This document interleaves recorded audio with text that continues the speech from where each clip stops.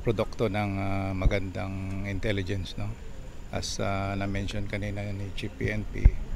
Actually, kaka-assume ko lang as Provincial Director. Galing ako ng Intelligence Group. Magkasama kami ni Chief PNP. Nag-assume ako last Friday. Pina-operate ko yung troops ko last Saturday. 3 yung na-neutralize nating Muslim, no? So, tuloy-tuloy ito. Hindi ko lang pwedeng i-reveal in public, no, pero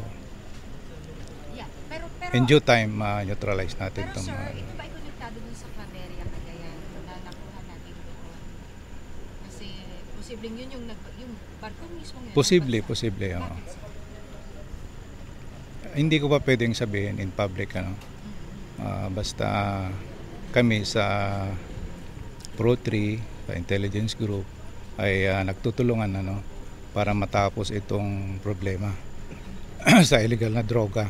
Tulungan ito, joint effort, ano, kasi sa pag-develop ng information kailangan may mga reliable sources tayo na pinanggagalingan ng accurate at real-time information.